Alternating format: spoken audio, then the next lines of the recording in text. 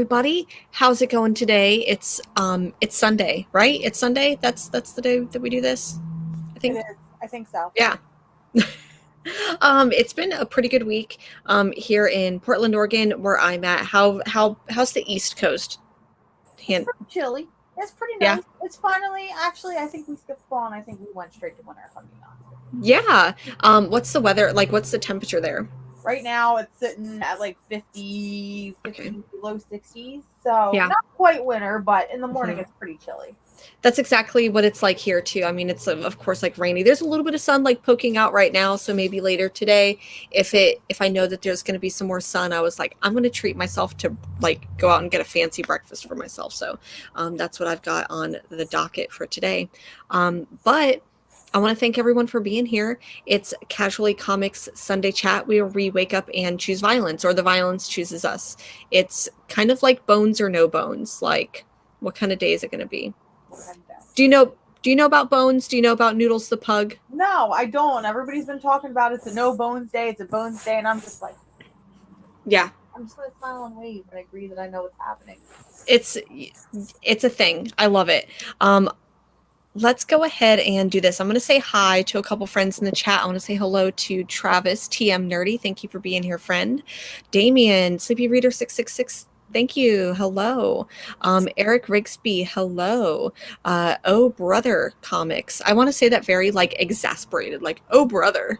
And our beautiful friend, that comic girl. Really quick, while I have your comment up, there was a 2-year anniversary of something. What's that about? It's 2-year anniversary, actually, because I'm bad with dates and calendars and things. Mm-hmm. Yesterday was the 2-year anniversary of my YouTube channel, and I just feel incredibly thankful that I've been doing it for 2 years and that I've had people supporting me, and it obviously, led me into places like doing a show every week with Jen. So Yeah.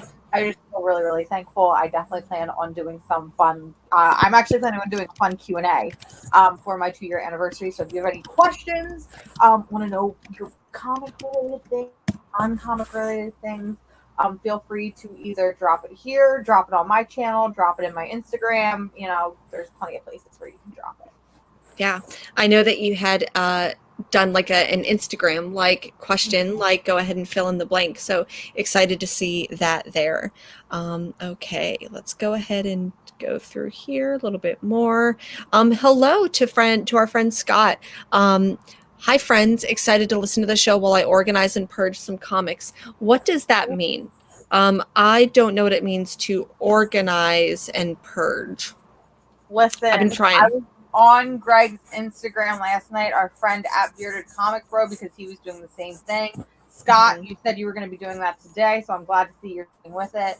I need every collector out there to get on the filing cabinet game. Listen, it changes your life. This post is not sponsored, but get yourself a lateral filing cabinet. You can pick one off of the Facebook Marketplace for less than $50, and you won't have to pick up and rearrange long boxes. Everything is there for you in drawers. Listen, it changes your life. It changed my life, and I will never go back. I think that like my mindset has been like, I can't do a filing cabinet. Like I have a really small apartment. I just can't fit it into my apartment. And like, I can organize and stack boxes of comic books in a way that I can't do filing cabinets. Because I'd probably need at least 3. But after moving across country with all these boxes and having a cat who really likes to scratch on the cardboard, that makes a lot of sense. They're great. It's great. I see somebody asked how many comics do they hold. To put it for you in perspective, my one filing cabinet, which is not full yet, at the time when I did fill it halfway, I had put about 6 short boxes and 2 long boxes. I had the first 2 drawers partially filled. So Okay. you get a lot for it. That's not too bad. You said 2 long boxes and like 6 short boxes? 6 short boxes, and I still had breathing room in the first 2 drawers alone. That is excellent. Okay, so that might need to be a thing for me now. Still saying hello to everyone in the chat. So hello Wednesday spoiler. Hello to James Perez, John Stout. I believe I said hello to you earlier. Brother Joe, Bro Joe, thank you so much for being here. I'm here for Bobby. He's working right now. Okay, well, thank you for being here for Bobby. Manic23, hello Jen and Mars. Hey, comic folks. Azorus Tigers. Good morning, ladies. And looks like lots of coffee or tea. I've got tea this morning. I don't know about everyone else. It looks like you're just raw dogging the day with an energy drink. To be fair, it's a coffee energy drink. It's Irish coffee, Irish blend, sponsored by Monster. Not really, but yeah. Mm-hmm. It's one of those days. Hello to Stapled Spine. Happy November. Don't let the calendar stop you from living spooky. 100%. Like it was like November 1st or 2nd, and I'm like, I've got to watch another horror movie. So continued. I watched Rocky Horror Picture Show again. What else did I watch? There was a couple other things that I ended up watching. What's funny is the day after our show, so that Monday, November 1st, I sat down and reread for the 50th time, it feels like, Through the Woods, because hearing about it last week, I need to revisit this. And listen, y'all, it's still a really good horror comic, so I need y'all to read it if you haven't already. It really is. All right. So said hello to everyone in the chat. Would love to know more people, like, as you come along, go ahead and say hello. And for people who watch on the rewind, on the replay, give a little howdy friends in the comment if you'd be so obliged. But let's go ahead and let's get into some news. There was some news this week. I know something that I have been passionate about talking about has been some workers at Image Comic Books have unionized. So basically they're saying like, hey, we have like these specific demands. We also, probably want to get paid more, have better benefits. So that's been happening for about the last week or two. And it sounds like they gave the heads of Image Comic Books, they gave them this like voluntary deadline, like, hey, we'd like you to recognize it. And they're kind of radio silence on it. So they haven't necessarily said like, screw you guys, like you can't unionize, but they haven't voluntarily recognized it. How do you feel about that? Like, what do you think about like unionizing for them? Obviously, I'm super pumped and super excited that we're getting a comic book union, because it's something that we've needed for a long while, and not just with comic books, but we need it in the video game industry, we need it in the television industry. Unions, when it comes to creative outlets, they are going to be the next big wave and what we see happen as progress.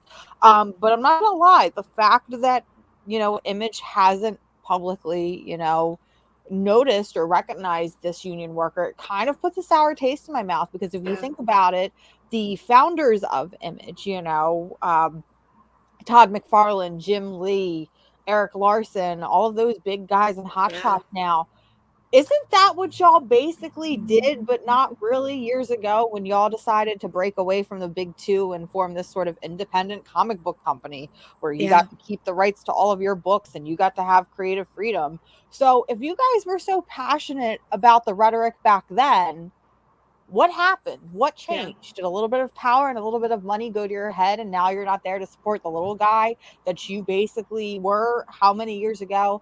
I don't know. I'm kind of bitter about it. I'm hoping that we get something going forward, but we'll see what's going on. Yeah, I agree. And to Damien's point here, there are only 12 people on the Image staff. All of their demands seem perfectly reasonable, and they are. And I think that over this last year, there's been some of because in the comic book industry, it is a very tight-knit group. But what has also been happening over the last several decades is one person who does come to mind is a particular writer who has had a pattern of emotionally abusing women and like making sexual advances towards them, basically saying like, hey, like, let me get you into the industry, like, so promising that and then not delivering on that. and basically abusing their power. And I think after this was done, I especially heard Kelly Zudiconic saying, like, hey, we need to unionize, so then that way we're one, you can have this like maybe like union symbol of approval of some sort, where a toxic creator that it comes out that has done these types of things maybe isn't allowed to work for this particular company, because most of the people who have done this like unionization, call for unionization, they're the people who like work on the production. So it's not the creators, it's not the writers and the artist, or the letters and colors, as far as I understand, but it's like the people who are working on the design, maybe the people who are working on the website and like press releases and things like that. So for them to say like, hey, if a creator gets like accused and like substantial evidence comes out that like there's someone that we don't want to work with, maybe they make xenophobic statements, racist statements, sexist comments, things like that, we don't want to work on their books, right? So we as a union should get to decide. So 100% not unreasonable in my opinion. So not at all. So keeping an eye on that. Hopefully there'll be like another report. Hopefully our report for next week on that is going to be a little bit happier. Maybe we'll be like, hey, Image decided to unionize and it's causing a ripple effect in the industry. So what other news do you got? The only other news that I have, and it's kind of big, and I find it kind of not silly, but it's like, why haven't we said anything before? So for those of you that are not aware, but the Casually Comic Show featuring Jen and myself has been nominated for what I'm pretty sure is the first ever CBC Awards. So that is the Comic Book Community Awards, and we are nominated for the People's Choice. So that is just ridiculously exciting because we haven't even hit our first year yet, y'all. We've been here for almost a year. Yeah. So we haven't even hit our first year yet. So I personally feel incredibly thankful that so many of you watch our show each and every week, that you guys tolerate our nonsense and absurdity from time to time. I also just dropped a link in the comments below where you can go and you can vote, because I believe that there are 6 days left where you can vote for the People's Choice Award featuring Jen and myself. But yeah, it's crazy. Thank you guys. Like, for real. Yeah. This is crazy. It's so cool, and to think that like what we do here has an impact.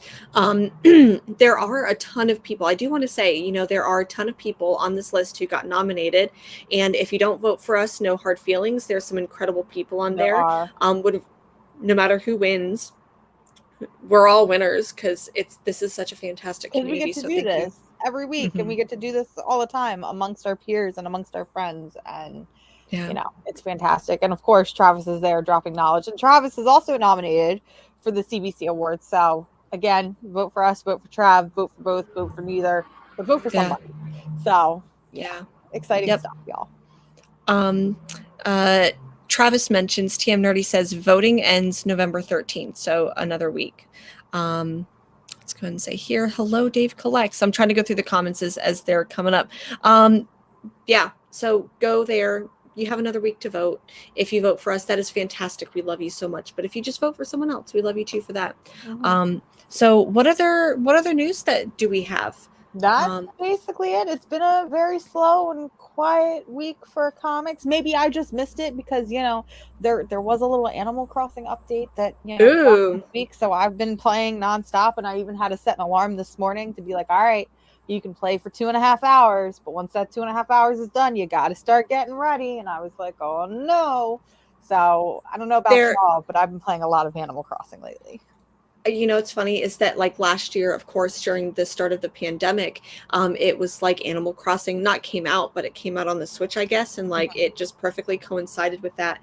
I ended up buying a Switch a couple months ago, or rather my partner bought one for me because they thought that like I would enjoy it, but they've played it more than I have, whatever. But anyways, I'm like, okay, maybe now is the time that I need to pick up Animal Crossing. Can anyone recommend, should I get into Animal Crossing? Is this something that I should do?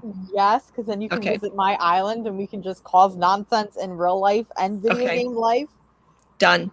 Listen, if we can't meet in real life, we got to meet in the Animal Crossing verse, okay? Oh, for sure. There's 2 other news things that I wanted to bring up, and I'll bring up this one first. So there is a new book imprint or publisher Mariko Tamaki's Shirley Books debuts first LGBTQ plus focused graphic novels, and it looks like so far there's 2 titles. The first one is called Lifetime Passes, and it looks like it's now being released this month, so Lifetime Passes should be coming out. And there's another book. Mariko Tamaki, who is just an absolute fantastic Laura Dean keeps breaking up with me. This one, Summer. I know that there's fantastic work. Yeah. So I'm really excited to see that. I know that I'll probably be picking up like every single book that gets announced there. There's one other piece of news that I want to bring up.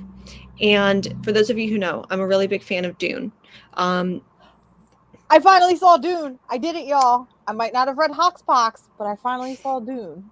Which, like, you messaged me later that day or the next day, and you're like, Jen, I have some questions. I mean, it was probably a lot more like, I feel like I've messaged you every single day since I've seen Dune, being like, okay, but what about this? Yeah. Okay, but what about that? I love that you picked up. So when I was watching the movie, like, I nearly cried when I saw the bowls, because that's a very, to me, like, significant like detail in the book. So I'm really glad that you picked up on that, because I love that shit. But for those of you who don't know, Dune was originally supposed to be made in the early 70s by this wacky ass director named Alejandro Jodorowsky. He spent his entire life savings trying to make the movie. He was going to play Duke Leto. His son was going to play Paul. He had H.R. Giger do some like design for it for the Harkonnens. He was going to have like Dolly be in the movie. He was going to have Pink Floyd do the soundtrack or parts of the soundtrack. Anyways, long story short, it was too wacky for the producers. They basically said no. So he ended up doing comic books, and he came out with this comic book called The Inkle. It's behind me, but I can't like grab it out. So anyways, The Inkle is another wacky ass book that came out, and you can see influences of Dune and The Inkle in like every single sci-fi movie you have ever seen, from Flash Gordon, Star Wars, all of it. It was announced this week, and I think Scott was the first one to send it to me. But we're getting an Inkle movie, and it is being directed by my personal daddy zaddy, Taika motherfucking Wtih, who... That's the one with Morbius, right? Or Mobius? Mobius, yeah. Morbius, yep. Mobius. Yeah. Close enough, yeah. Close enough. So it's done by Mobius. And maybe like another part of news, I know that we're talking about like, hey, like we're going to have super chats and stuff next week. But if you really, really, really want to contribute to the Dumb Bitch Money Fund, the original like storyboarding that Alejandro Jodorowsky and Mobius did for Dune, there were 10 original copies made. It's like a huge tome, like it's thick. It's a thick boy, thick with like 5 or 6 C's, is being auctioned off, and it's possibly going to be around $30,000 to $40,000. So my birthday is coming up later this month in a couple weeks, so just putting that out there into the universe. Put that out there to the universe. If anybody has a casual 30 to 40 grand to drop, that's where you drop it. A girl's got to shoot her shot, right?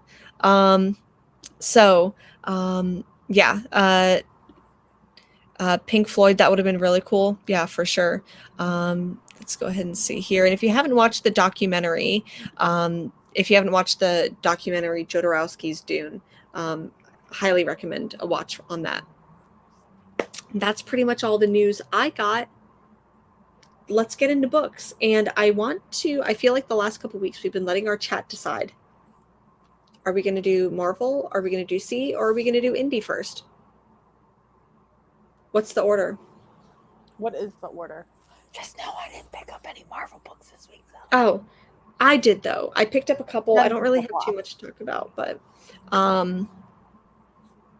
yes, please. Any contributions to the Inkle, to the Jodorowsky's Dune fund would be much appreciated. Okay, I see 2 votes, 3 votes for indie.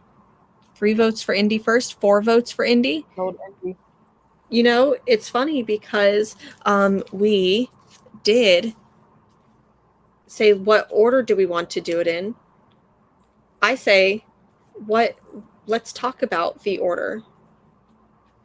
The magic I order. like Scott's first talk about any comics that came with any action figure you bought, then comics out of style. You know, I those days. Those were like first experience I feel like with copy comic books is my brother would get all of the Marvel Legends and they would come with the comic books. And of course they were always like reprints of old stories, and half the time they were from the Ultimate Universe, and who wants to read that? But it was my first like little gateway into comic books. That and the Wizard World magazines and all the posters. So yeah, oh my goodness. Nostalgia.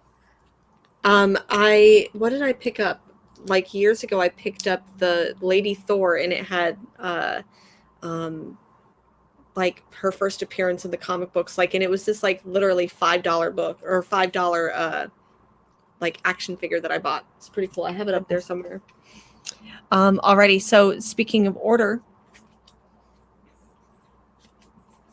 the magic order. You want to start with violence. Okay. I know. I thought it'd be a good segue. Okay. I'm gonna go ahead and, because I know you have a lot to talk about. I know you have a lot of feelings about this book.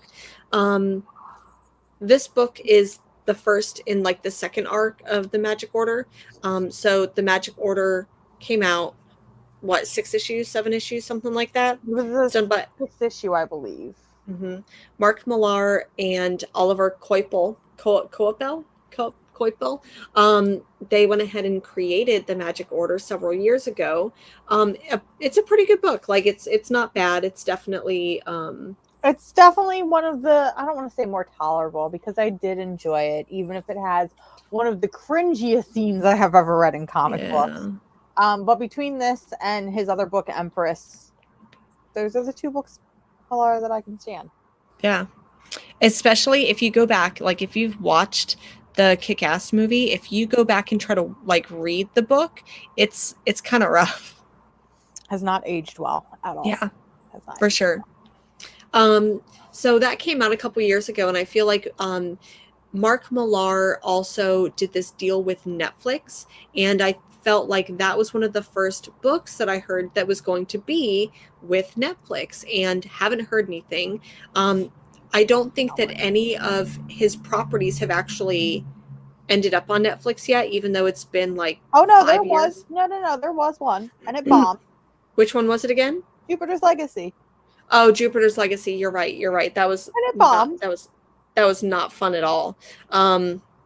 So hopefully that's not a sign of things to come, because I really would like to see the Magic Order, the first trade. I would love to see that adapted on Netflix. I think it has some really cool visuals thanks to Oliver Coipel.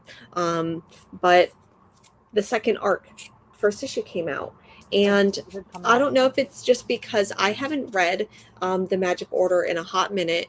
I know that I read this and I was so confused. Like I was like, am I missing something? Is the pacing felt off? This book really could have benefited from just like a 1-page, here's the events that happened in the first one, and it didn't, because from what I remember, you know, the events and what happens in the first Magic Order, it's not that complicated. No. At least that I remember. But then when you go and you read the first issue of Magic Order 2, like you said, I was completely lost. I had no idea what was going on. I also feel like it didn't have that same energy that Magic Order 1 had, where, you know, I was really invested. I remember buying the trade, and I think reading it in one sitting, and I loved all of the characters. I loved the world building. And in this, it's just kind of like, all right, Cordelia Queen now, and she does magic shows, and she shows up at a kid's birthday party. That's about it. Yeah. Literally what happens in this book. It, like you said, it was not fun. This was the book I can definitely say that I hated the most this week. It's a shorter read through. Wow. I'm glad that we got through it first then. I did not enjoy this book. Mark Millar definitely smelled his own farts with this one, 100%. Yeah. Open that book up and it was like a poof. So speaking of opening the book up, so one of the things that, you know, I don't know if maybe this is me being more critical now that we do a show every week, now that I feel like I'm scrutinizing it's more at how comic journal, but and I actually read the credits this morning, and I don't know why, because I feel like that's not really something that you're drawn to when you read a comic. Yeah. You know, it has your standard, you know, Mark Millar writer, Stuart Immonen artist, Sonny Go colorist, and so on and so forth. But things start to get a little wacky and they get a little goofy, because at one point they have the CEO listed, and I'm here thinking to myself, CEO of what? Of Image? Of the Magic Order? Of the Mark Millar Netflix deal?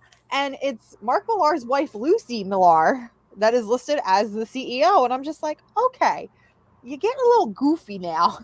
You get a little bit goofy. Getting a little goofy. Somebody's smelling their own farts, and I'm not having fun with that. But then that's goofy, and goofy's fine as long as it's not harmful to anybody. But then if you look at the very bottom in smaller letters, it says created by Mark Millar at Netflix, and that rubs me the wrong way, because Mark Millar, you, as far as I'm aware of, do not have any artistic talent in terms of drawing. So obviously you did not create this. You co-created it with Oliver Coipel.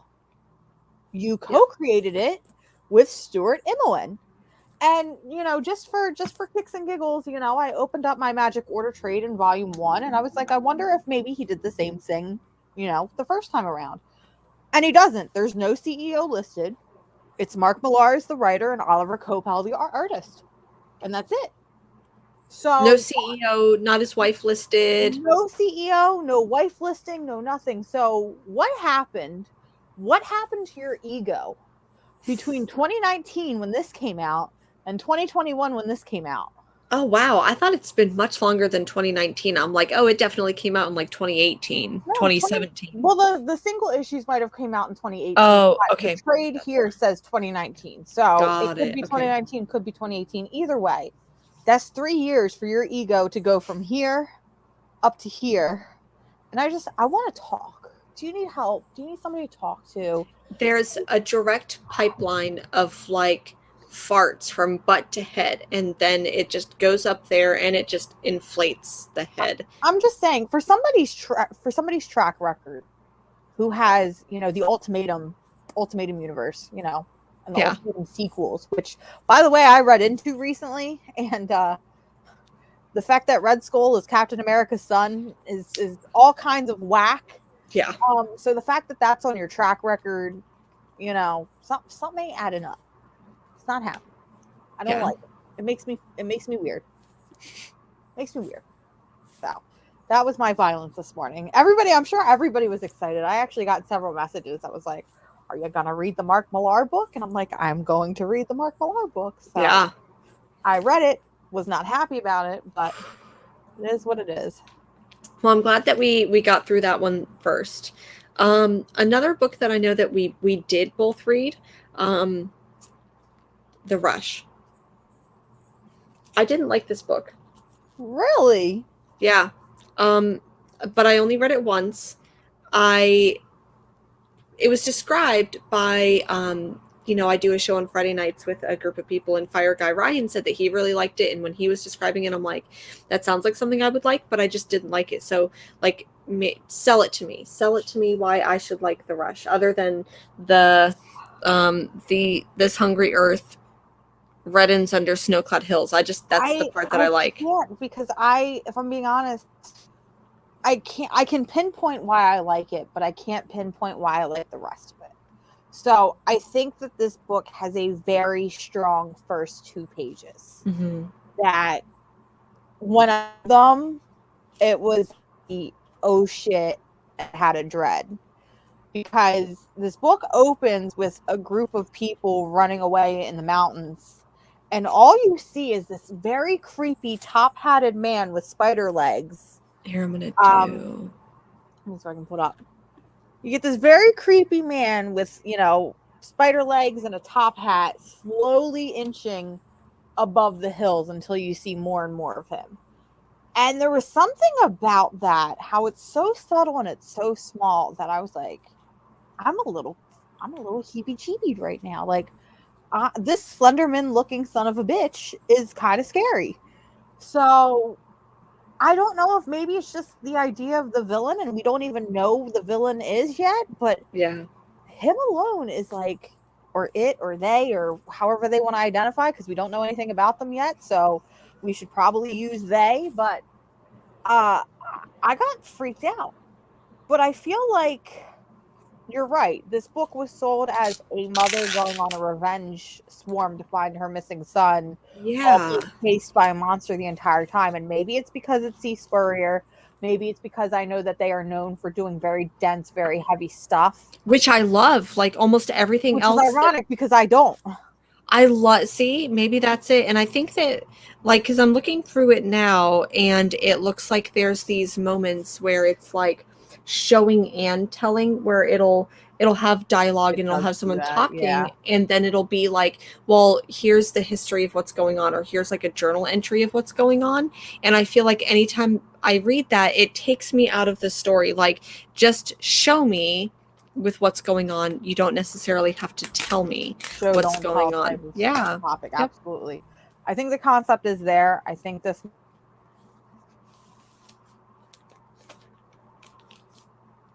from those first 2 pages was very, very slow. Mhm. I agree with Nick. Comic culture, the dialogue was very boggy. I feel like even our main character, there were moments where I wanted to like her, but she wasn't badass enough. And I Ooh. feel like we really missed that. Well, baby, I definitely think that I like Cy Spurrier. I like their work enough where I'm definitely like, I could probably go and reread this again and see if I have a different perspective. But then I trust him enough in order to pick up the next thing that they do. It looks like, I don't know, Mars, if you can still hear me, but it looks like, let's do this. Okay. There we go. Okay, cool. Beautiful. I don't know where I left off. I know at one point I disappeared. My apologies. No worries. But I do feel like our main character, there were points where it's like I really wanted to like her, but I feel like she wasn't doing enough. Yeah. There's a part where we see her, take over and like she I don't want to say she kidnaps, but she basically imposters herself as, this performer. And you think that it's going to be really cool and she's going to like, solve a mystery and go undercover. And then within 10 seconds, they find out it's not her and she's dragged off the stage anyway. Yeah. And nothing is accomplished from there. So, I don't know. I definitely don't think it's one of Volt's strongest, but I think it has room for a lot of potential. Did you read the Vault comic book, Black Stars Above? I did not. That's one of the few titles that I actually never picked up. So I picked up the trade, and I feel like it's very similar. Like, it starts off and it seems like it's going to be creepy, but I didn't read it in single issues. I only read it in trade. Mm-hmm. So I might, I feel like I'm comparing it a little bit to that, but definitely want to go back and reread this. I'm probably going to go ahead and pick up the next issue because I feel like this could also be like a Gold Rush version of These Savage Shores, where These Savage Shores is really good, but it's definitely like a slow burn, I think, with like moments of intensity. So what other book did you get? Another book that I got, where is it? We're just kind of going to go into it. You Love in the Dark, number 4. If you've been watching our show for the past 4 months, you know that this has been the book that I scream about the most. Mm-hmm. And I'm screaming Why is that? about it because she boinks a monster, Jen, because she gets a spooky paranormal boyfriend and she boinks the monster. And it's everything. It's the cute little paranormal romance book that I always wanted. Until it wasn't. So I'm going to go ahead and put some trigger warnings because issue 4, which is our penultimate issue, proud of me for saying it right this time. Issue 4, which is our penultimate issue, gets rough and fast. So issues 1 through 3 has been a love story. It's about her falling in love with this entity in this house.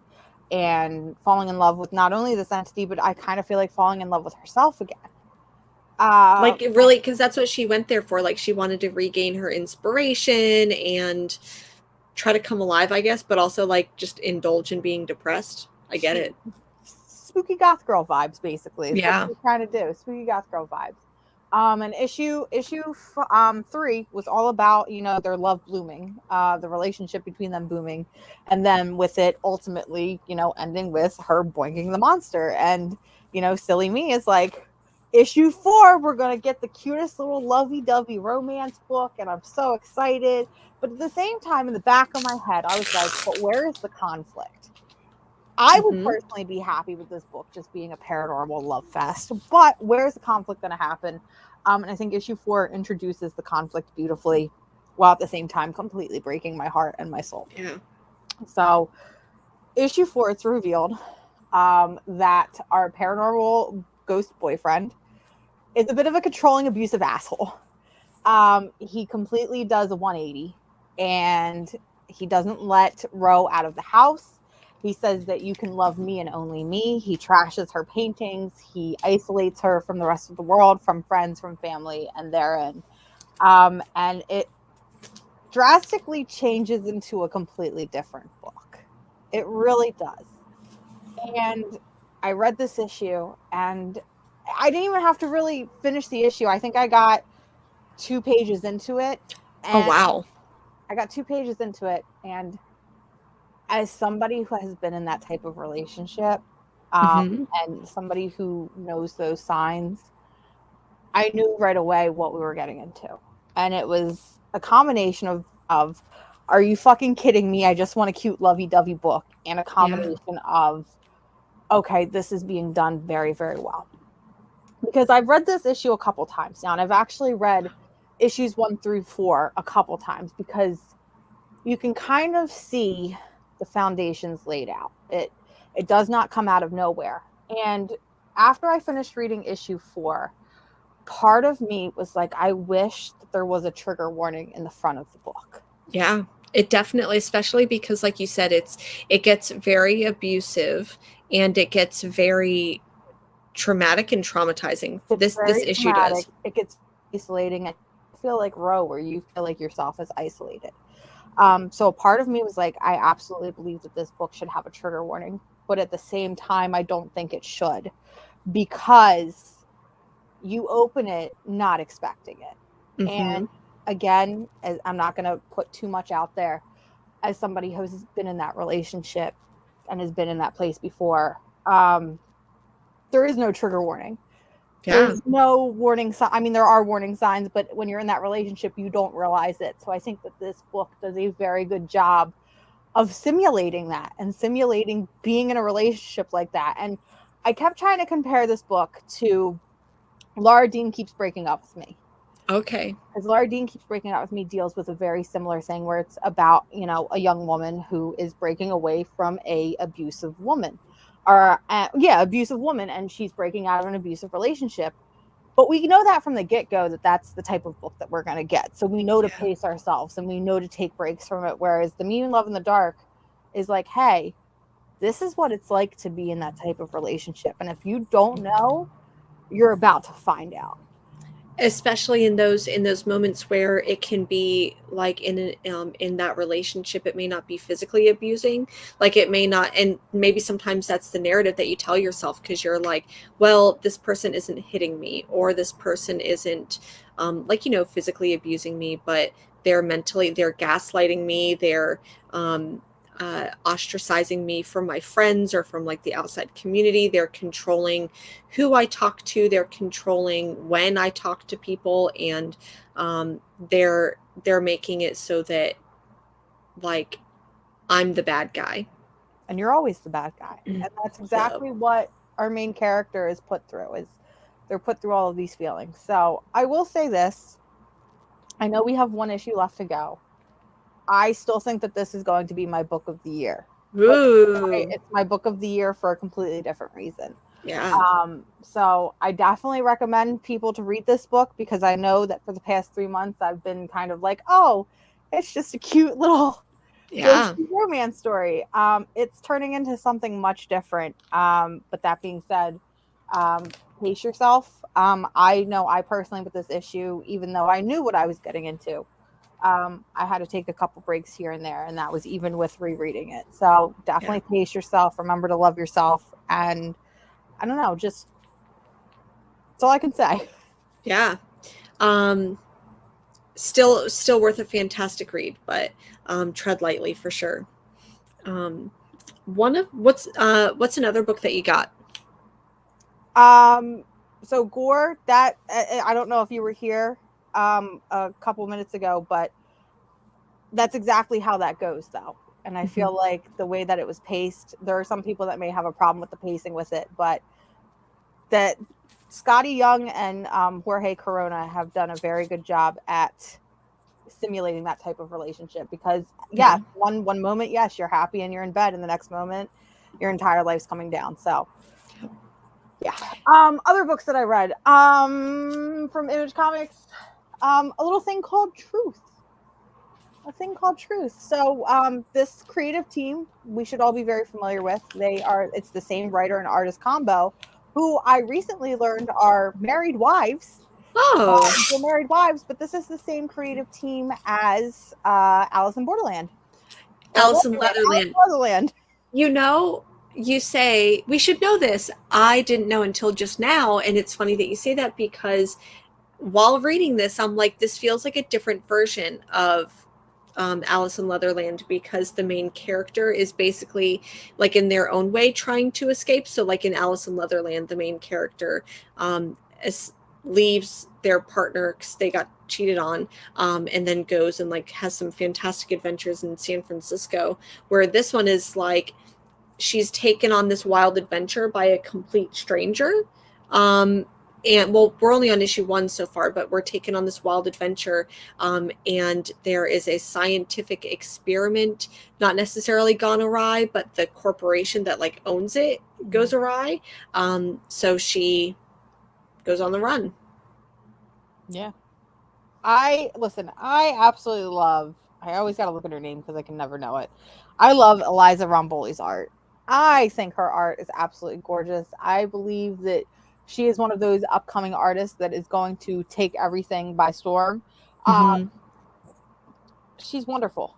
This book was really fun. It was really quirky. I think issue 1 was a little slow, and I think the other reason why I'm saying that is because I wanted more gay. And we got a little snippet of gay at the very end. Because this book was sold as a queer road trip. And I'm like, all right, we're going. Especially because Alice in Leatherland, we got the queerness right off the bat. We weren't hiding it. We weren't tiptoeing around it. So I thought maybe we were going to get the same thing with a thing called Truth. But, it's teased. And I trust this creative team. This book really does feel like Crowded, which is another book from Image Comics, which is one of my absolute favorites. And it's gay as hell. Listen, if you have not read Crowded, please go read Crowded. It's one of my favorite books ever created.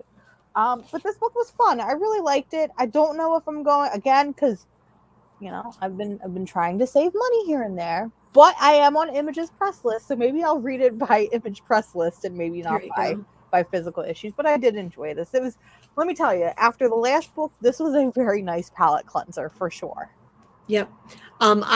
This is one of the books that I do wish was just a graphic novel, and I could see not being published by Image, but rather maybe like Oni Press or something like that. I could see, and like just let me binge this story instead of waiting month to month, because I think that's at the end of, or not the end, but towards the middle of this book, it does like go for that wild ride, and it was sold to me as like a queer road trip, and I feel like we got there at the end, but I knew that at the beginning going in, so that was kind of, I needed literally the gas to be pumped a little bit more. So yeah, the gas did need to be pumped.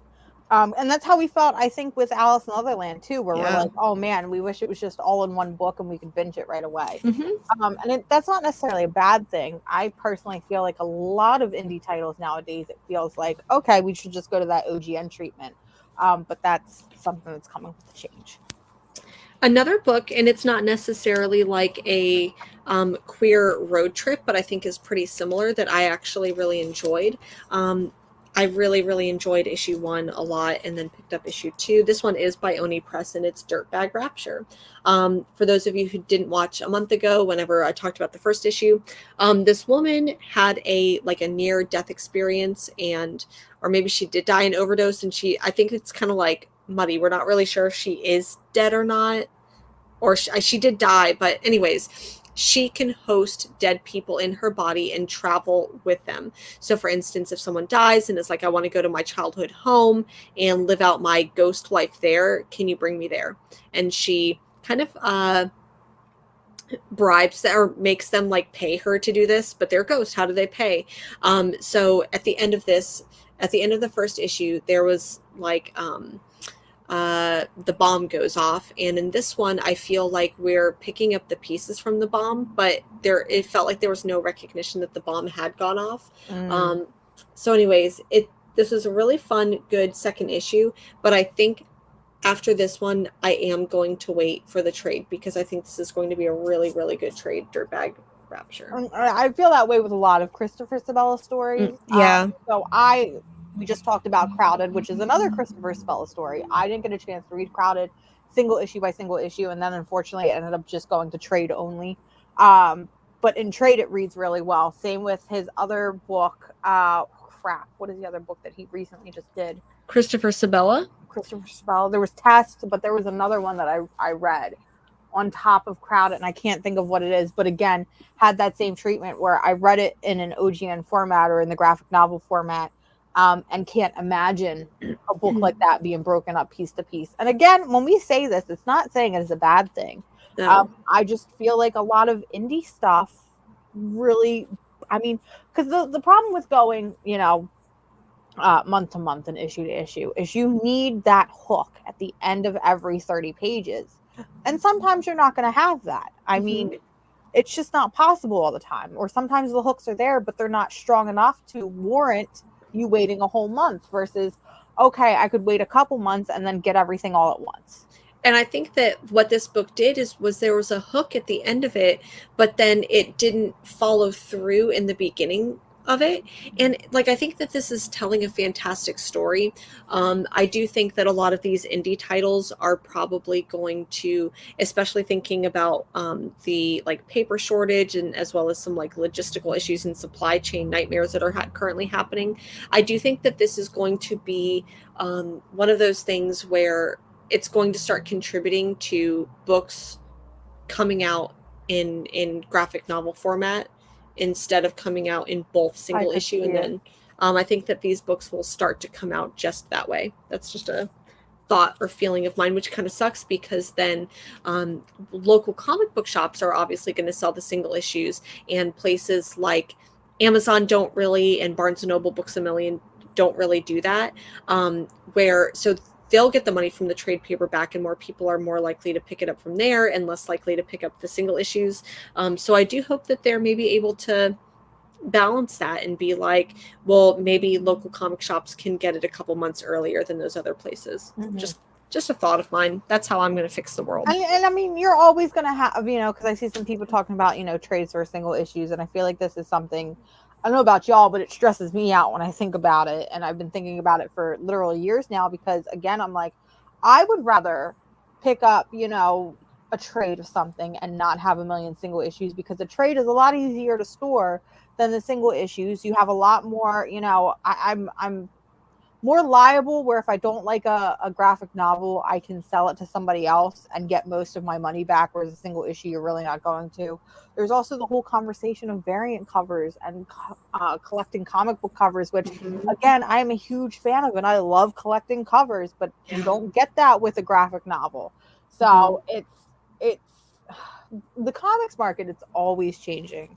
The direct market versus, big bookstores sort of thing. That's definitely a conversation. So it's just something that we have to watch, and we have to, I don't want to say watch on the sideline and watch it grow and evolve as it's going to, but it's unfortunate that we as consumers and reviewers and whatever, comic book journalists, we're fancy. It's, it's a shame that that's kind of where we're stuck. Yeah, I agree. I think this is a really interesting comment too. Basilisk feels like it would be a better read in trade, but the Me You Love in the Dark reads just fine with single issues. And I agree. Like there's some books that I love the pacing of the single issues, but then sometimes whenever like the Me You Love in the Dark, because it has those like twists and turns that hook. I'm waiting for it to come out. Like it's at the top of my pull list. So I think that there's also, to kind of like deep dive into this, I think that there's also been a shift in how TV shows have been written. So 10 years ago, a TV show was written thinking you're going to get it week to week. Right. So you have to maybe remind watchers of certain things sometimes, where whenever, something is on Netflix and you can just binge watch a series, you don't necessarily need to have that type of pacing, because the majority of people, even if they don't binge watch the whole thing, they're usually going to binge the first 2 or 3 episodes, maybe then, watch, so anyways, I think that in my opinion, the direct market, so like comic book stores, they are going to see less single issues just because of some of these other things, and more things will be collected in trade. But I don't know what that means. But there's a couple other books. There are. So book that I read this week, that you didn't read this week and make me sad because I want to talk to you about it. What book was it? Is The Heathens. Oh yeah, from Aftershock Comics. So I picked this one up and I'm like, all right, it's Aftershock. It's got a cool lady pirate. And I'm like, it's Cullen Bunn. I'm like, as we've established before on the show, Cullen Bunn, if you don't know, Cullen Bunn, and this goes out to Cullen Bunn as well, because I know he's watching the show. Cullen Bunn has a dartboard where he's got all of these ideas and all of these plots. And he just kind of takes dart and he just chucks it. And whatever spaghetti on the wall. Spaghetti on the wall. He chucks it. That's what he's writing about.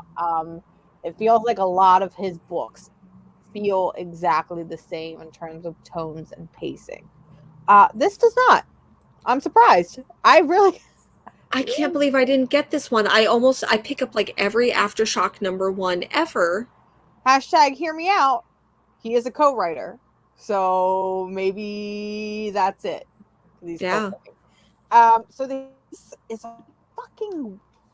This book is so goddamn quirky, and I fucking love it. So basically, I'm gonna sound absolutely batshit psycho as I'm saying it. Like I know it. All right, so Stalin, right? Good old bad old Joseph Stalin forms a team. He forms a team called the Avengers. No, I'm just kidding. It's called the Heathens. So you're laughing, but I'm being dead ass serious on this.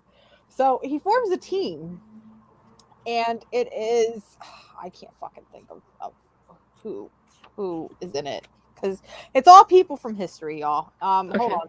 There's a thing here. It's all people. So we have Lady She, who apparently is a badass fucking pirate lady who married a pirate, and then her husband died, but then she did all of this like really rad shit. And like that sounds like Pirate Queen. That's being published by Bad Idea. Based off of the same, but I'm that as like a history buff that I am, that focuses on badass ladies. That I didn't know about this person before, but she's really rad. It also has Billy the Kid. It has who the fuck are they?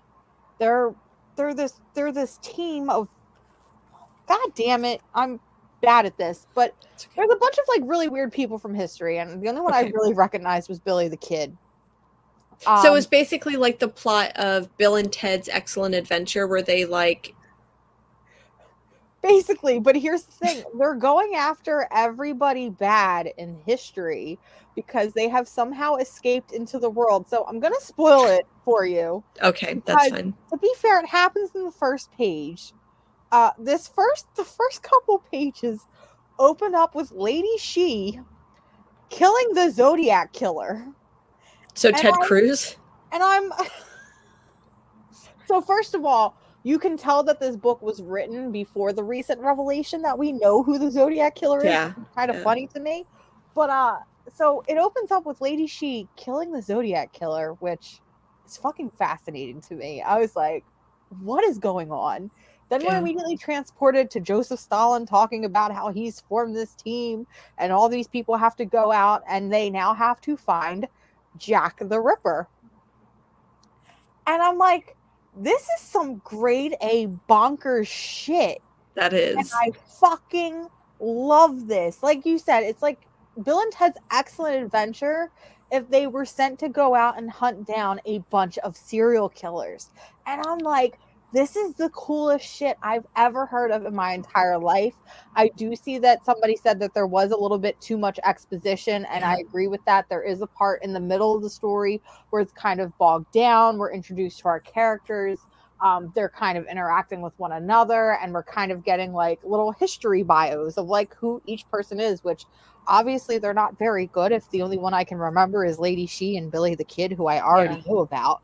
But I don't know. This is a quirky, fun little book. I feel like this is what Ordinary Gods wanted out of Ordinary Gods, what I was hoping to get out of Ordinary Gods, because it's like this sort of like Avengers meets the League of Extraordinary Gentlemen, but it's a bunch of people in history that are kind of they're like morally gray, because like obviously Billy the Kid wasn't bad, but he wasn't good. Lady Shi wasn't bad, but she wasn't good.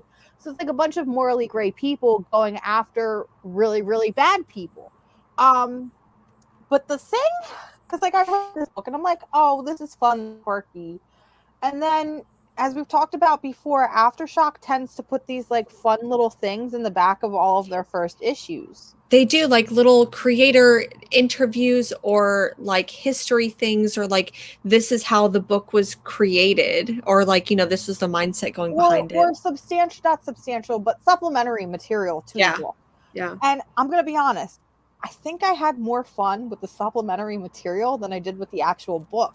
Yeah. Because the supplementary material of this is the journal of Joseph Stalin, and he's basically making a list of, you know, the different people. So we learn that, you know, Jesse James was originally part of this, and he was destined to go out and get Hussein, Rasputin, John Wayne Gacy, Charles Manson, and it even like has little things where it's like Charles Manson, actually a bit of a bitch without people doing the work for him. Snake and this is just salesman.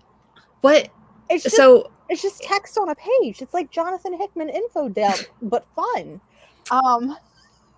But it's like, and then we find out that he died, and then Lady Shi has to go and get like Al Capone, Ed Gein, Hitler, Jeffrey Dahmer, the Zodiac Killer, and it's just like, I'm like, this is really fucking cool. And then it gives you like possible replacements if anybody should die, those that are still at large, and I'm like, if this book could scrap the boring info dump middle and kind of just give me, okay, each issue we're going after somebody new. Oh, so like episodic. So like episodic. Like, okay. I feel like this could be really fun. I feel like this would be like a really fun like Netflix show. Yeah. And I feel like with the way that creepy serial culture is now, I feel like a lot of people would really, really enjoy this now, because y'all are some freaks for some like Jeffrey Dahmers and don't even get me Ted started Bundy, on that. and like y'all are kind of freaky for those people, and I don't agree with you, but this is the book for you. Okay. It really is.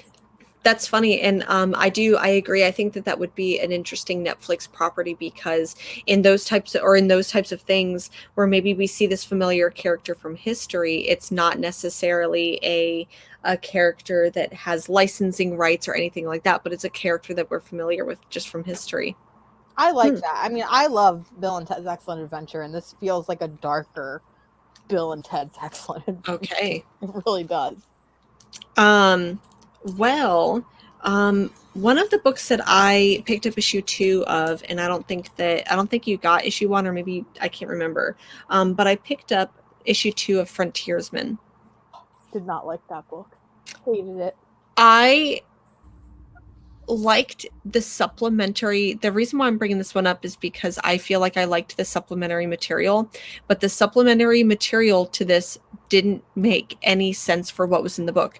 So in the first issue, we're basically introduced to this character called the Frontiersman, who is supposed to be this super powered guy who's like, I'm going to be an extreme environmentalist and things like that. But then he was like that when he was younger. He gets older, didn't really live up to the dream, which happens, but then in this issue it gets cosmic, and I really, really, really wanted to like that, but he it went didn't. from being a tree man in the forest living off the grid to being he still does that, but he ends up fighting a dude. This book had some of the best visuals I have ever seen and reminded me of like maybe not Odyssey, but like if you can, I'm gonna make myself big really quick here for a second, but so like we get these really weird pages where they're like in this really weird galactic space, and like I just think the character design for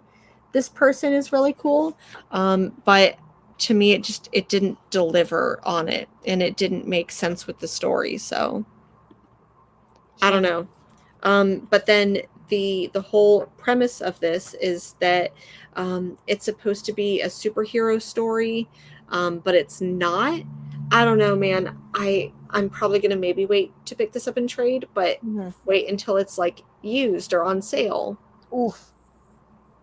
So it wasn't that good. I really, really, really, really wanted to like this, and it just hasn't landed for me at all. So I'm sorry. Did anyone else read this book? Am I like the only one? Probably. Alrighty, what else?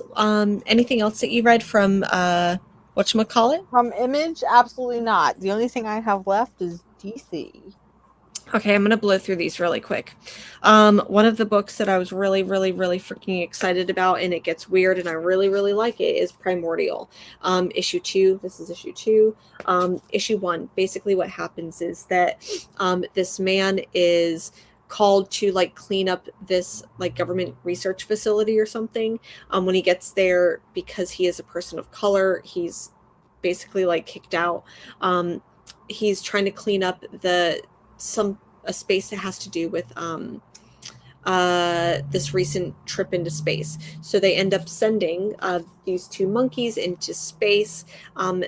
There's something that happens and they lose contact, and then several like minutes later, when these animals are supposed to have died, they actually have a heartbeat. They're actually alive. They show vital signs, and we see that they have connected with the dog Laika, the Russian dog that was sent into space, who was sent into space several years ago. So it looks like they're sentient. This Primordial is a 4-issue series. This is issue 2, so I think that that means it's halfway through. And I really want to know where this is going to go, because this was a beautiful, beautiful. I love this so much. I know you recently read Wtih. So this to me is basically Wtih but in space. I might give it another read with the trade. I just feel like issue 1, there was so much thrown at me. And I wasn't interested in it until the last like 2 pages. And for me, that wasn't enough for me to continue issue by issue. Issue 2 definitely slows down a little bit. We get to see a little bit more of a backstory from Laika, which I really enjoyed. And then kind of spoiler alert. So the man in the first issue, they end up going to like a Russian facility, and they meet up with the woman who is the caretaker for Laika. And it seems like she wants to maybe rescue them or something. So yeah, I really enjoyed that. The return of a book came out this week, but I'm kind of upset. So it's issue 3 of Orphan and the Five Beasts. I really liked the first 2 issues. James Sticco is doing beautiful work. Love this artwork. But I guess because there's been so much time passed between issue 2. I figured the trade was out. Yeah, so I think it's been like 3 months since we've gotten issue 2. I felt really lost while reading this, so I'm because this is issue 3 of issue 4, I'm also like, wait, how is this going to end? Even though nothing really, I mean, some big stuff happened, but I'm definitely going to pick up issue 4 just so I have all 4 issues, but I'm probably going to not read it and just wait to read it with the trade. I mean, to be fair, James Stokoe, if memory serves me, is Does doing like the all of it. writing, the artwork, the inking, the Mhm. coloring, and I believe he was doing the lettering. So he is doing that book by himself.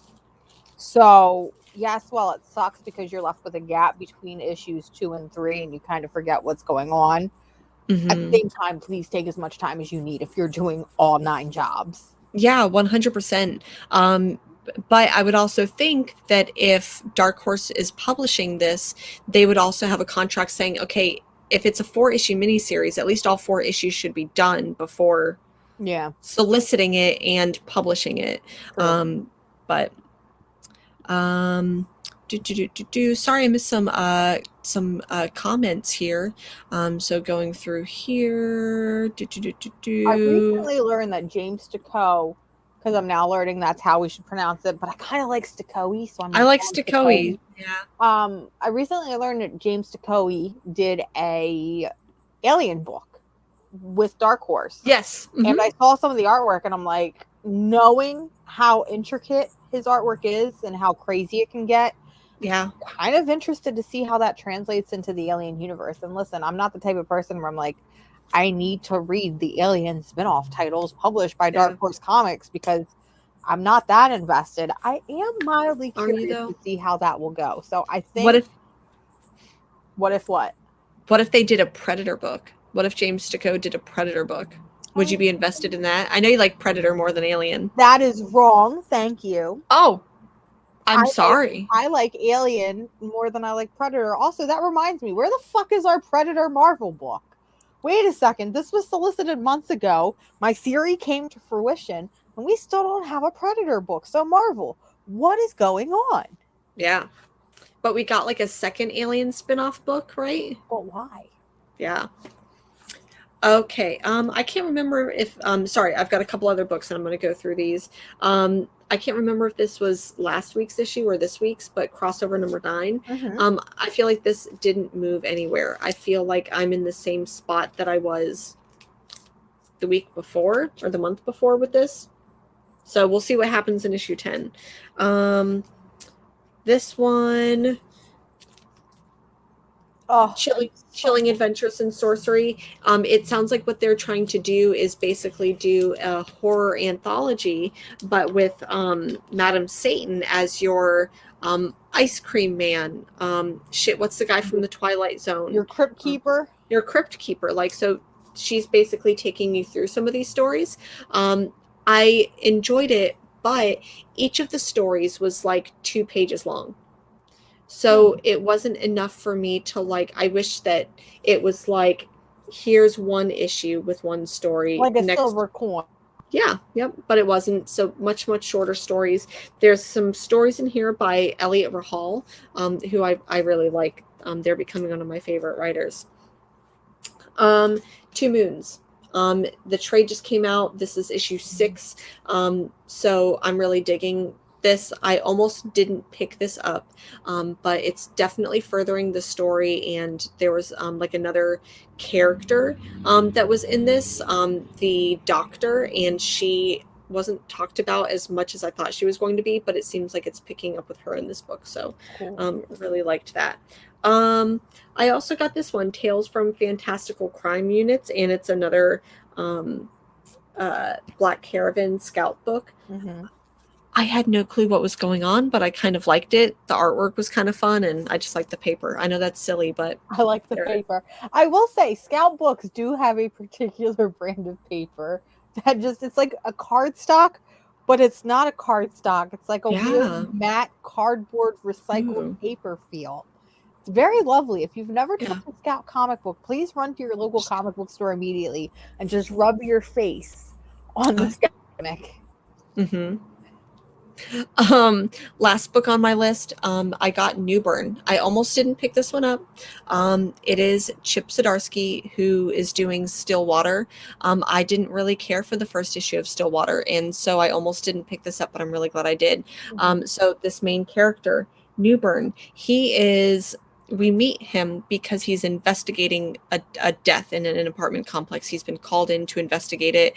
The person whose death it was, he was involved with the mob, or like one of the mob leaders, something like that, because he like has cocaine or stole cocaine, something like that.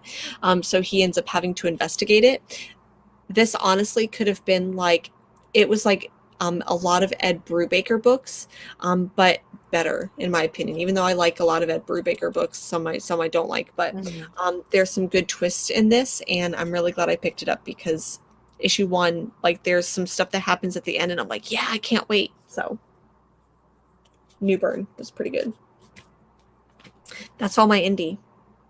I've got Marvel and DC left. I only have 2 books left for DC. It was a very light week for me. Okay. I think my comic book wallet preemptively knew Animal Crossing was coming out this week, so they're like, let's give her a light week so she can spend more time renovating her island. Yeah. Do you want me to go through Marvel then really quick? Sure. Since I know you didn't get any Marvel. I did not a single one. I really didn't. Okay. So the books that I did get, like, it seems like, Darkhold Blade. This one was all right. I think that one was from last week. Also, Amazing Fantasy. I find myself just more so flipping through this book than anything else because I actually really like the artwork. I think the covers are gorgeous. It just was look at that, lackluster, and it was promised as this sort of 70s inspired high fantasy book, like in the vein of like classic Red Sonja. Yeah. It wasn't that. It's really not that, but I feel like in the same way I do feel like Dark Knights of Steel tried to do this. This cover is just really cool because it's like Death Dealer by Frazetta, but with Storm on a horse. So I also got Death of Doctor Strange, Avengers, as well as Strange Academy. As someone who is not reading, I read the first volume of Strange Academy, and it was pretty good, but these are, I guess they're one-shots more so than series. I don't necessarily like the tie-ins for the event of Death of Doctor Strange, so it was all right. Last one that I have here, Dark Hawk number 3. I really actually am enjoying this book. The character, I'm not too familiar with Dark Hawk, but his character basically gets diagnosed with multiple sclerosis, and a big chunk of the book is him dealing with this diagnosis and maybe ways to treat it, because there's no cure for MS, but like ways to treat it and things like that. But then also dealing with him getting his superpowers, and he's in high school and he's this athlete. So for those of you who don't know, multiple sclerosis is a like neurodegenerative disease. So it goes into that. My mom actually has MS, so not that that's cool, but it was cool to read a book about it. One of my favorite parts of this book is the supplemental material where Kyle Higgins actually goes and talks to maybe like people in the comic book community or creators who have multiple sclerosis and how they deal with it. So I really like this book just for that. So that was Marvel in 60 seconds. Is that Marvel in 60 seconds? But now I've got some DC books for you. You've got DC. You have way more DC than I do. What happened? 2 of them are like, I've got one variant cover. So okay. I know a book I want to save for last. Okay. So I guess I'll talk about the one that I'm not saving for last, I guess. Human Target came out this week, and I listen, my space is the cleanest it's probably been in months, yet I can't figure out where I put the variant for Human Target, because of course I bought both, because listen, Tom King, thank you, I love you and I appreciate you, but thank you for fucking bringing Fire and Ice back into DC Comics. Listen, I feel so thankful. And I also feel like I kind of contributed, because I feel like I constantly tweet on Twitter about Fire and Ice, how I want them to be gay girlfriends, how I want them to just come back into comics in general, how I want them to have a spin-off. And literally every time I tweet about them, for some weird fucking reason, Tom King likes it. So I don't know if he liked it knowing that he already was doing this, or he liked it and then was like, that Mars girl, she's kind of cool. Maybe I should bring back Fire and Ice. So either way, y'all are welcome. Yeah. Human Target. I shouldn't like this book because I don't like crime noir thrillers. Okay. This is a crime noir thriller, like you Who said. done it? Who done it? Very in the vein of like an Ed Brubaker type book. Yeah. And it kind of reads almost like an indie book while throwing in comic book characters that we're familiar with. So we get to see Lex Luthor. We get to see Dr. Midnight. We then get this gorgeous, absolutely gorgeous splash page of the Justice League America team in the vein of McGuire. What is his name? McGuire, not Toby, but the God damn it. Anyway, yeah. Whatever. I don't know. Brain go burr. First of all, I just have to say, Greg Smallwood is on the art in this book. I fucking love Greg Smallwood so much. I fell in love with him back when he did the Vampironica miniseries from Archie Comics. His artwork there is absolutely gorgeous. He's also done some like one-shots. I believe he did a one-shot in Batman Black and White, and it was like the whole reason I bought the book. And I'm always like sitting there and I'm like, why doesn't Greg Smallwood get more work? Well, now he's on Human Target, and listen to me. Not only is his art so just the way he renders his art, because it almost feels like pencil drawings in some aspects, but it's the coloring, and I don't know who the colorist is on this book. Let's give them proper credit because it is that wonderful. Greg Smallwood does his own colors, so Greg Smallwood, hats off to you. But fucking that's a bad page. Hold on, where's the page I'm looking for? The colors in this book are just absolutely stunning. We get these like really traditional like 70s hues and tones, but then we get pages like this that are like these neons, blues and greens and everything else, and it's fucking insane. So Human Target, apparently, because I feel like I learned this with every fucking Tom King book. Human Target was like an old DC book from like Silver Age, maybe brinking on the edge of Golden Age. Golden Age, Silver Age book called Human Target. And I'm like, what the actual fuck? So it basically follows this guy who will pretend to be you and be killed so that way you can see who it is that hates you and who it is that you see wants, to kill you. Because this book starts off with the death of Lex Luthor. And I was like, oh shit. Because Tom is known for doing just wacko bonkers shit. Remember, this is the man who killed Alfred. So I was like, fuck, Tom King's going to kill Lex Luthor too. And then it's revealed that, it's this man. And I don't know. I just really like this book. I think it's really fun. We then learn that, he's been ingested or injected with some type of poison and he only has 10 days to live. But apparently it's like some weird space dust. And the space dust is also affected the whole Justice League of America. And listen, give me more Fire and Ice. Hopefully we'll get more Fire and Ice. Maybe they'll be confirmed as gay girlfriends. I don't know. Am I going to be picking this book up just for those two characters? Probably. I mean, have you seen the variant covers? But I don't know. Really fun little crime noir thriller. I've got a feeling that I'm going to read issue 2 and issue 3 and be like, I'm going to pick this up single issue to single issue. And then be like, never mind. I'm going to wait till trade. So I didn't really know too much about Human Target going in. I knew that it was a very obscure character, but it was a character that had been used, so it wasn't just made up. But I think that Tom King did a really good job modernizing it. I also, one of the things that I don't like about Tom King, their writing, is the back and forth stuff. Out of all the back and forth timeline, so with Batman, Catwoman, and Strange Adventures did it. Strange Adventures, my brain, I just don't like it. Where I feel like this book does it but it actually does it well. Like, it wasn't too much at all. Yeah, this one really was straightforward, surprisingly. Mhm. I'm really glad. I feel like this book is going to focus on Justice League. And is it America or international? Justice League International. Okay. So I feel like it wants to focus on them, but won't.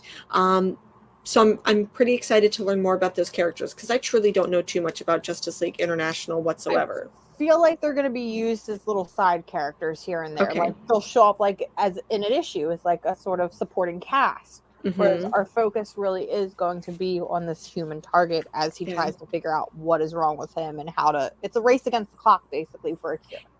And it feels like Clue to me, where it's like you're figuring out like who done it, like what it was, this person in this room with this murder weapon. Candlestick. Yeah, with the candlestick. So it was Guy Gardner in the Watchtower. Yeah. With the baseball bat. 100%, like, that nails it on the head. And you are also one of the only Guy Gardner stans that I know. I am the Queen Guy Gardner stan. Okay, listen, I would die for Guy Gardner.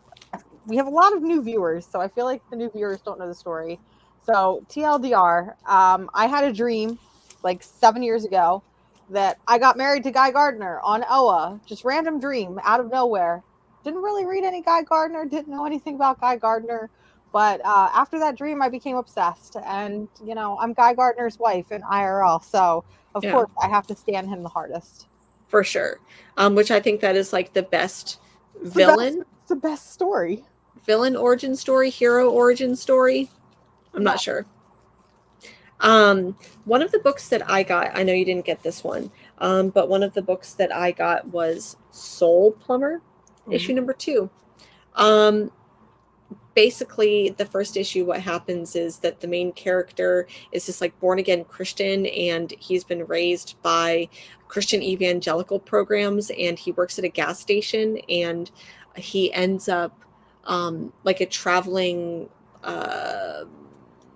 revival thing comes to town, and he really wants to join, and you can go and you can like he wants to be one of the people, but he doesn't have money, so he ends up like making his own soul plumber thing where he literally goes and saves souls, but like uses like a plunger type thing. I don't know, it's weird. Issue 2 didn't grab me enough. I'm probably not going to be picking up the next one, and I think this is so it's 6. It's a 6-issue miniseries, so might pick it up in trade, might not. So also, I think I'm the only person reading Soul Plumber as well, probably. So also, I'm going to just apologize for I'm just watching as the light comes in and just completely God raised my whole face. Oh goodness. I think I'm gonna have to find a new setup spot going forward, because we're hitting that time of year where the sun goes down quicker, and did not intend for this spotlight. But I mean, so if I just disappear completely, know that I'm here and just washed out. I'm realizing now how psycho it looks. It's fine. It doesn't look too bad at all.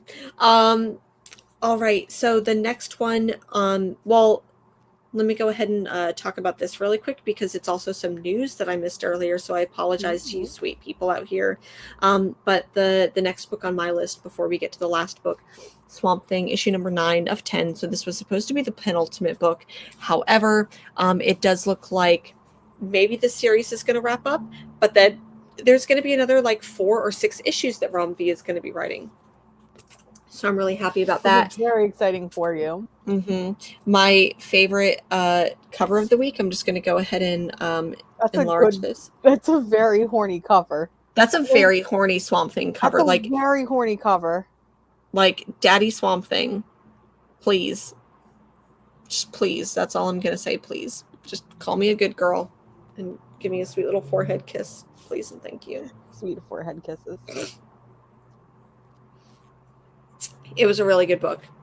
It's this series. Is it ever not a good book? The Suicide Squad arc was meh. It's ending. I think it's going to end on a strong note. So, yeah. Alrighty. One more book. One more book. Is it? Dun, da, da, da. Listen. All right. I saw he was in here earlier. Don't know if he's still in here. But John's Comics with Kids. We got to have a talk. Because I saw John did not like this book. And I want to fight. Maybe like kind fight. Like with like sock and boppers. They're more fun than a pillow fight. Do you remember that from the 90s? I do. My mom would never let me have those, and I'm very upset. That is the one thing from my childhood that I was never allowed to have. Okay, I lied, because I also wasn't allowed to have moon shoes. I would love to own a pair of moon shoes and a pair of sock and boppers. Dark Knights of Steel. I loved this book. I absolutely loved this book. It was a lot of fun. Listen, I love Tom Taylor. I'm a stan for Tom Taylor. Yeah. I love when he does. The way I describe Tom Taylor is he's basically that kid where you just come up with the most ridiculous alternate fan fiction world possible. Yeah. Except he's getting paid for it. And I'm highly jealous of that. Very true.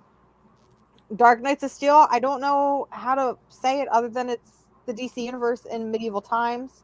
You know, Superman falls to Earth. His family becomes, you know, king and queen and royalty. We've got Batman, who, of course, is the stoic knight who is forced to protect him. And listen, I'm a little betrayed. Because it's just, and Jen probably knows why. I was a little betrayed. Because I was getting some gay as fuck vibes from Batman and Superman, which happens on a regular basis. Yeah, just commit. This book was giving us some super gay as fuck vibes. And then, spoiler alert, it was snatched out from under us because it was revealed that they're half brothers. And I'm like, well, fuck. I didn't like that. Like, not just for the, like, you know, make them gay, you cowards, but I also feel like it feels very weird. It does.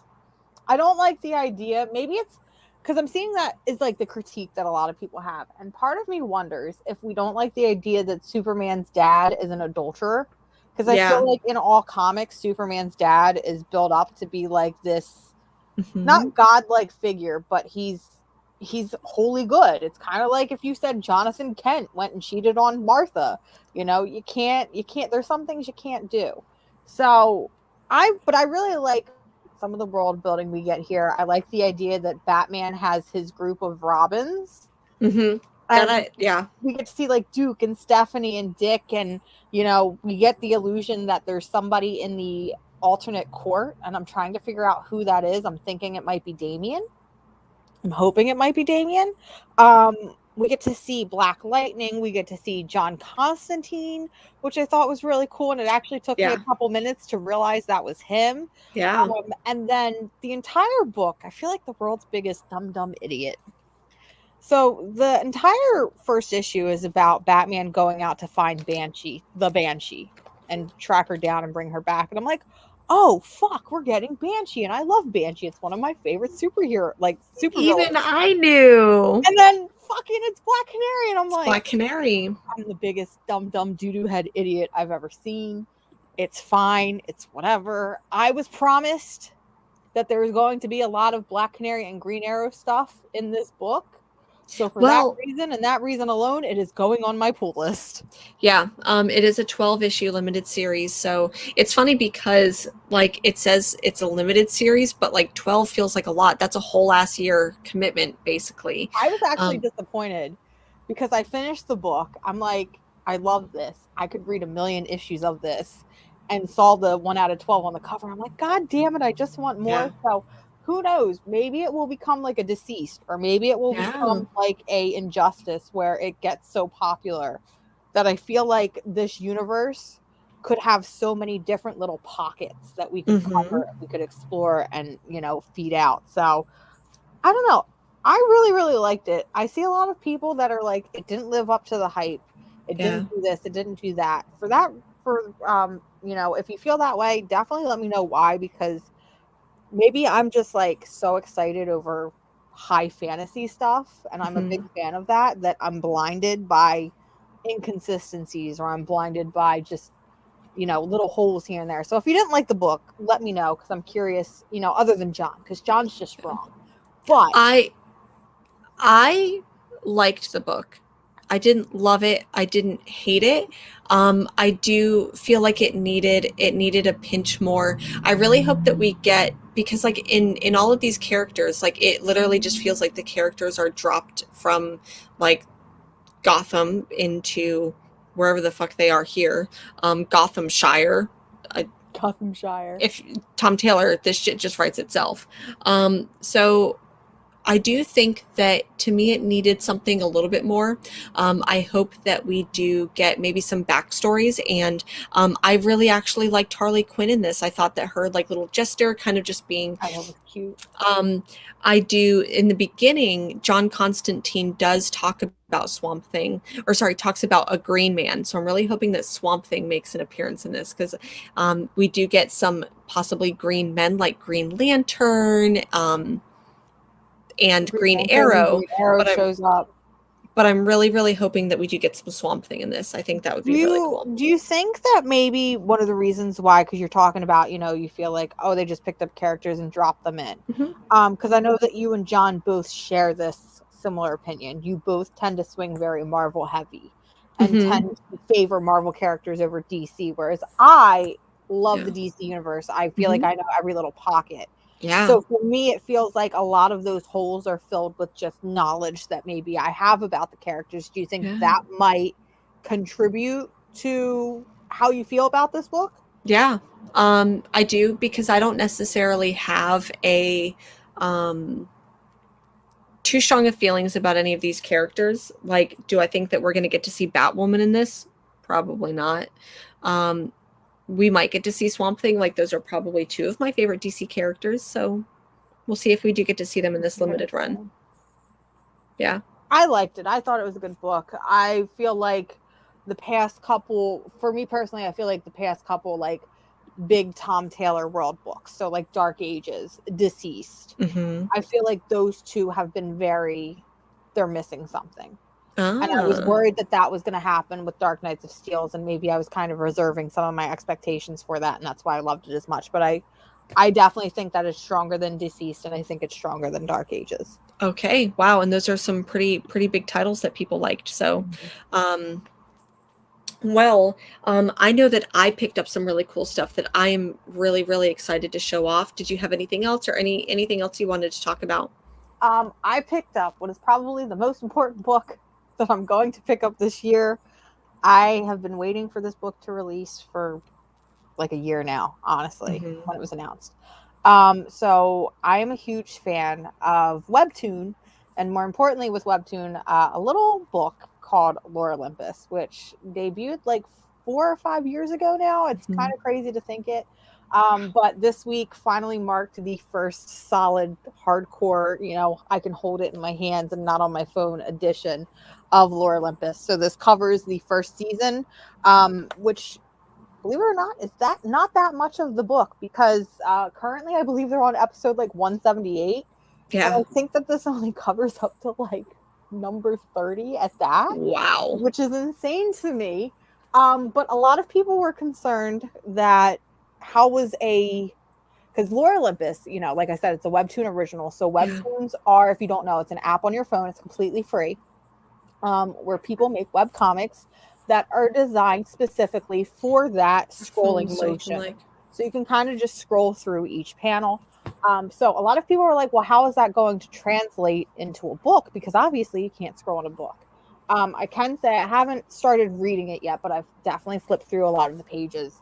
I can say that the way that they did this it's perfect, because they go in and they make some panels bigger, they make some panels smaller, and it translates very, very well. So Lore Olympus is, a basic retelling of Hades and Persephone and the love that they share, and it's really fun and modern while also hitting some really, really hard topics like sexual assault, like self-harm and abuse and things like that. So if you or even a younger reader in your life needs something, great to read, please pick this up. I know that volume 2 is coming out, I believe, in February, but oh wow, that's quick. I'm just really, really excited to finally be able to hold this in my hands and kind of like lug it everywhere. One of the things that, because Webtoons, like you said, is a free app, and I think that there is, like, if someone said, "Hey Mars, why should I pick up that book when I can read it for free?" What would your response be? My response is for Lore Olympus specifically. Lore Olympus is a comic that has brought me joy for 4 whole years. For the longest time, and even now, it was kind of like that thing I was looking forward to every week was, Mm-hmm. all right, it's Saturday night. There's a new update. I'm going to cozy up in bed and I'm going to read it. And there's a lot of times where I find myself going back and rereading it. So knowing that I can now give the creator direct money Okay. after they've given me a free service for years. And granted, you can pay for Webtoons. So as I said, Webtoons is free. But if you want to see the next issue or the next chapter a week or two early, you can pay so many dollars extra. And I have done that at certain points where I'm like, all right, I can't wait a week. You're like, I need I to need to know know. what's going on. But honestly, it's no different than reading, say, a Comixology original, because that's happening a lot now where we have Yeah. Comixology books where they're digital and now they're coming out in print. So Like maybe a couple months later, or like the end of the year, they'll come out in print. Yeah. and it really is a matter of, because not everybody's going to want to read a little web comic that you scroll through on your phone. Yeah. There's a lot of people that are going to read it in a physical book. Now, if I know that there's somebody out there that I think will really enjoy this, I can pick it up and give it up as a gift, So there's ways of supporting, without buying the book. But honestly, for somebody like me, who this is probably one of my favorite things in existence, period, it means a lot that I can physically hold it in my hands now. Excellent. Well, I've got a couple things that I picked up this week that I'm going to go ahead and show off. So the shop that I go to, Books with Pictures, they do kind of blind grab bags sometimes. And last year, or earlier this year, I ended up picking up a Nazi punching one, which was just absolutely fantastic. Fun. Yeah. But then this one I saw there, and it 10 books for $10, so $1 a piece, and it's queer culture. Nick at the shop was like, Jennifer, I'm pretty sure you probably have all these, but for $1, duh, I'm gonna pick that up. How you've gone 3 days without opening that, because if it were me, I'd be like, all right, I gotta know what's in here. I do it because I love this show. I love our viewers so much. So all 20 something of you watching right now, everyone commenting, I do it for you. I did also, I ended up going to, there's a little vintage toy shop here, and they sell some comics, and I picked up some comics there. And then I did get this book used at Powell's, and I want to make sure, I can't show the back of it. I cannot show the back of it. But I can show the front of it. And I bought this big old book called Sex in the Comics. It was written in 1985 by Maurice Horn. Very straight, very white, but it's a pretty interesting dissection of just sex in comics, maybe how, why some of them did it, what it looked like early on and how it evolved, and also what it looks like in different cultures. So European versus American. So I clearly got this for the research. The same reason why many people, get Playboys. I got it for the articles. So something that I picked up that I've just been going through and reading as I can, and it's been pretty good so far. But like I said, very straight and very white. Some books that I got here. I did pick up, these were $3 and $4 each, but I got X-Men Inferno. I got 2 copies of, so you get Madeline Pryor there. She's so gorgeous. So I did get 2 issues of 241 because I got both versions, newsstand. So I got those. Didn't get, because they didn't have it, I did not get issues 242, but I got issue 240 and 243. They didn't have issue 244, which is the first appearance of Jubilee, which is one of my favorites, but I already have a copy, but they didn't have it there. So I picked these up for $3 each, which was pretty good. I also, which I'm super stoked about, picked up Adventures with or Adventure Comics presents Black Orchid, which is the first appearance of Black Orchid. I got Which is that for very like $13. Pretty good price there. Excited. It definitely has that old comic book smell, which I love. Old comic book smell. Mm-hmm. One of the last things that I got, because I always just look and see what they have for Swamp Thing. So I did pick up a couple of Swamp Thing issues. This one is like, I'm going to go ahead and pull this out. The artwork in this one just absolutely blows my mind. It gets so cosmic and so weird. Let's see here.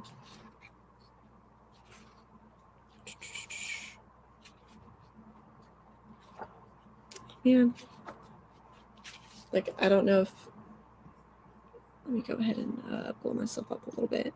But yeah, just this artwork for Swamp Thing going on like his little acid trip is pretty fun. Mm-hmm. So love that. And then, so this is issue 75. Yeah, issue 75 that does that. And then issue 76, because why the fuck not would we do this? Issue 76. Which is very exciting. Which is very exciting. So the whole theme of this show is, does that monster fuck? Swamp Thing does. In this particular issue, he actually inhabits the body of John Constantine because Swamp Thing and Abigail want to have a baby. So he ends up inhabiting the body of Constantine and smashes Abby. He smashes, so he fucks. He smashes. He fucks. That monster fucks. So, really, really weird, going from like weird cosmic shit into like sexy romance novel that this was. Kind of weird there, but picked up some Swamp Thing. Surprise. Okay. Last thing. What are your guesses? What do you think is in this? Part of me hopes there's something crowded related. Okay, I can see that, because I think that they did have some crowded. I'm definitely thinking some Alice in Leatherland. Mm-hmm. Maybe an Isla? Oh. I don't know. Okay. I want to make sure that I can't see the tops of these. Okay, so 10. Alrighty, so book number 1 or book number 10, however you want to do it. Empire. Ooh, so Wicked and Holdling. So it's not just going to be indies. So this is Empire number 4. Pretty cool. And next one, so issue number 2 is Tank Girl. Hell yeah, King Tank Girl. I already have a copy of this one, so they were right about that. I really appreciate it. And so for anyone, this right here, it's a patch that they sold, Tank Girl Army Tea Making Division. I actually have that tattooed right here. Okay, next one, number 3. Loki. Okay. Oh, okay. Yeah, I see you. I'm like about to flip through this. It's like, where's the gay? Where's the gay? Like, where is the gay? Can you spot the gay? I don't see it just yet. To be determined. Okay. This looks like another Marvel book. Marauders, hell yes. Okay, so is this going to be the one? It's issue 5. I don't think this is going to be where Kitty is like confirmed queer. It might be. But, okay, so hear me out. So you do get some pretty nice moments with... It's gay. That's what it's we gay. call it gay. There's the gay. The gay panic. Oh, yep. Okay, so there we go. It gay. Look at that little smooch right there. Okay. I wish Emma would smooch me like that. Right? Okay, I've got another Marvel book. And it is Poe Dameron. Is this really gay though? We wish. We hope. We wish. It's self-fulfilling gay.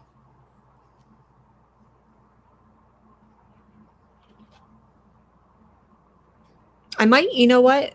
Later today on my Instagram, I might go through and post all the gay panels. Where is the gay? Hashtag Yeah. where is the gay? Show me the gay.